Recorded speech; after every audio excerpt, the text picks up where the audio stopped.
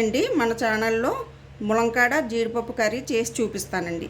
ముందుగా స్టవ్ వెలిగించుకొని ఆయిల్ వేసుకుందామండి. ఇప్పుడు ఆయిల్ వేసుకుందాం. ఈ ఆయిల్ హీట్ ఎక్కిందండి, కొద్దిగా చిటికెడు పసుపు వేసుకుందామండి. ఆనియన్స్ నేను పేస్ట్ చేసుకున్నానండి, ఆ పేస్ట్ని వేసుకుందామండి.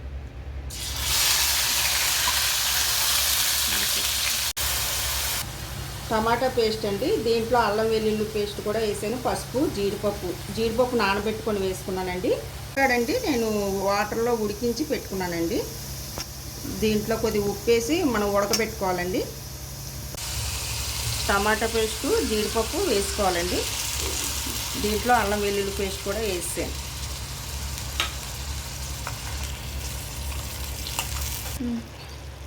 ఇప్పుడు మనం ఉడికించి పెట్టుకున్నాం కదండి మునక్కాళ్ళు, ఇవి వేసుకోవాలండి.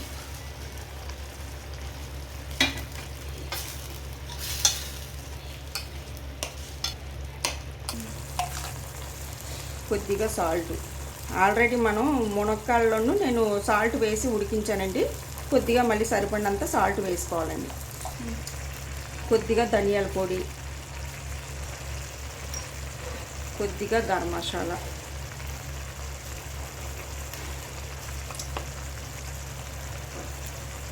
కొద్దిగా జీరా పౌడర్,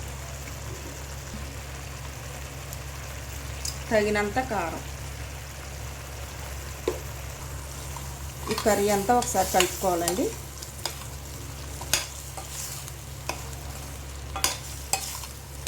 కొద్దిగా మగ్గిపోయిందండి, కొద్దిగా వాటర్ వేసుకుందామండి.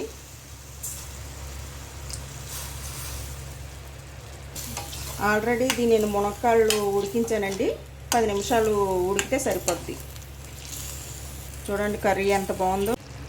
కర్రీ దగ్గర పడిందండి. కొద్దిగా జీరా పౌడరు కొద్దిగా వేసుకోవాలండి టేస్ట్ కోసం. అయిపోయిందండి. సాల్ట్ అన్నీ సరిపోయండి కర్రీలో, చాలా టేస్ట్గా కూడా ఉంది. మీరు కూడా ట్రై చేయండి. కర్రీ అయితే మొత్తానికి అయిపోయిందండి. స్టవ్ కట్టేసుకుందామండి. సో చూసారు కదండి ఈ రెసిపీని. మరిన్ని రెసిపీస్ కోసం మా కేకే రెసిపీ హౌస్ ఛానల్ని సబ్స్క్రైబ్ చేసుకోండి. Thank you.